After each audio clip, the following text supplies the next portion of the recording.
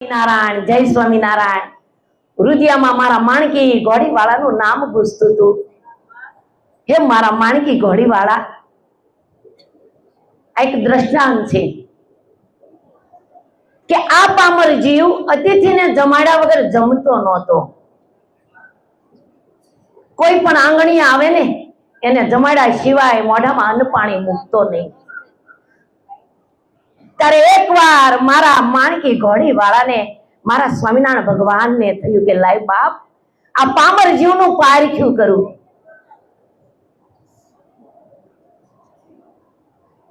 આપની અંદર ઘોર ગમ વાદળી સવાઈ રહી હતી, ઝરમર ઝરમર વરસાદ વરસતો।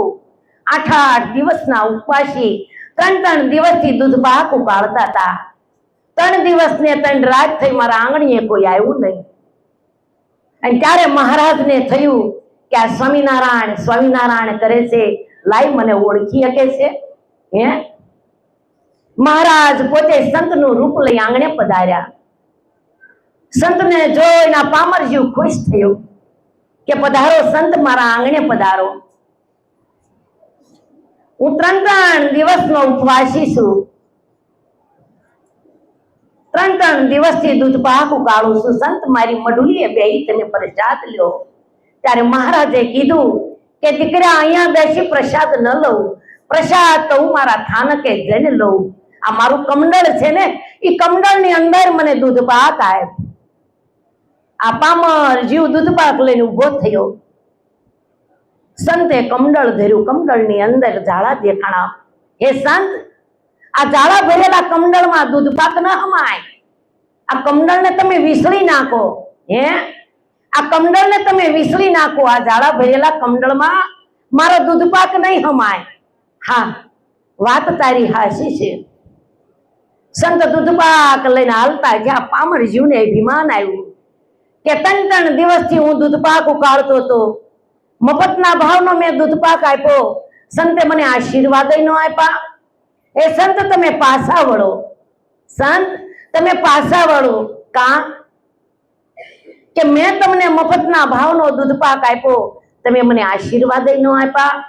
ત્યારે સંત સતવસન ભાખ્યા। શું ભાખ્યા? કે હા, મેં તને આશીર્વાદ ન આપ્યા। કેમ કે એકવાર જે આ ગંગાનો ધોધ છે, ગંગાના ધોધ ઉપર તું સ્નાન કર અને પાવન થઈ જા। કારણ કે જો મારા ઝાડા ભરેલા કમંડળમાં તારો દૂધ પાક ન હમાતો હોય તો આ કાદો કીચડ ભરેલા ખોડિયામાં મારા આશીર્વાદ ક્યાંથી હમાશે? એકવાર ગંગાના ધોધ ઉપર જઈ સ્નાન કરી લે અને પાવન થઈ જાય એટલે પરખાશે કે આ જીવાત્મા કોણ છે? એ તો બાપ મારો માણકી ઘોડીવાળો હતો। એ મારા સ્વામિનારાયણ ભગવાન હતા। ત્યારે જ આજથી 13 વર્ષ પહેલા મહારાજના રસોડા પૂર્યા હતા। એટલે આંગણે કોઈ જીવાત્મા આવે, માં કે જે ધર્મને માનતા હોય માનો, પણ કોઈ ધર્મની નિંદા ન કરવી। માથી મોટું આ દુનિયામાં કોઈ નથી।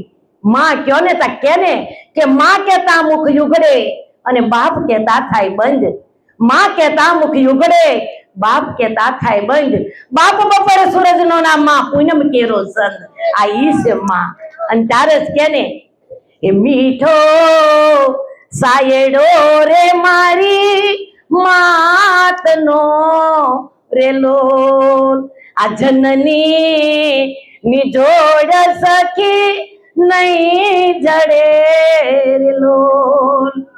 આ મીઠા મધુર ને મીઠા મેં હુલારે લોલ, આ તેથી મીઠી છે મારી માત જો જનની નિજોડ સખી નહીં જડે રે લોલ।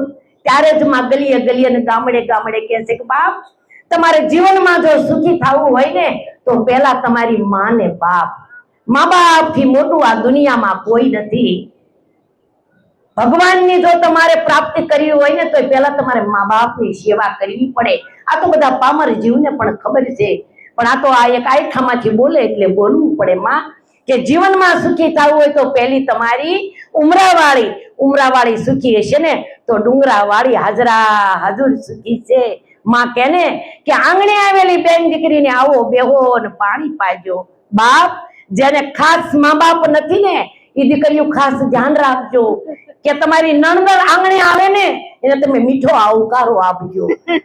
બસ માસી, કારણ કે ઈ નણંદની જે અંતરની દુઆ છે ને એ જન્મ જન્મ સુધી તમારી હારે રહેશે. દીકરીને કાંઈ નથી જોતું, એને મીઠો આવકારો જોઈ છે. આવો બેહો ને પાણી. તમે 50 રૂપિયા આપ્યા હશે ને તો હાર વેલમાં જઈને 500 રૂપિયા ગણાવશે કે મારા ભાઈએ મને 500 રૂપિયા આપ્યા. એ ભાઈને કદાપી હલકો નહીં કે, પણ એકવાર જ્યારે નણંદની દુઆ તમે લેશો, દીકરીની દુઆ તમે લેશો, પારેવડીની દુઆ તમે લેશો, એ જન્મ જન્મ સુધી તમારી હારે રહેશે. કારણ કે દીકરી ભાઈ ભોજાઈના રૂપની અંદર મા બાપનો પ્રેમ લઈને જાય છે અને અંતરની દુઆ તમને દઈ જાય છે. એટલે જીવનમાં સુખી થવું હોય એ પેલી બેન દીકરીને પણ રાખજો. આ મારી માતાનો ગુરુ મંત્ર છે. વારંવાર ભગવતી નથી કહેતા, ઘડિયા ઘડિયા નથી કહેતા. ખૂબ ખૂબ ખમા માં જગદંબા, કોઈને રોવરાવા નથી આવતા, પણ જે અંદરનો ભાવ છે ને એના રૂવે રૂવે વ્યાપી જાય ને, એની આંખમાં નયનમાં આહું આવે આવે ને આવે. માં કાયમ માટે ભગવતી તારો રાજીપો વરસતો રે દીકરા. તારા આંગણે મારી માતા આવી છે. મેં તને કીધું તું દીકરા કે તું 2 શબ્દ બોલજે, તો આજે નકારો નથી કરવાનો, તારે બોલવાના છે 2 શબ્દ. બોલીએ બ્રહ્માણી.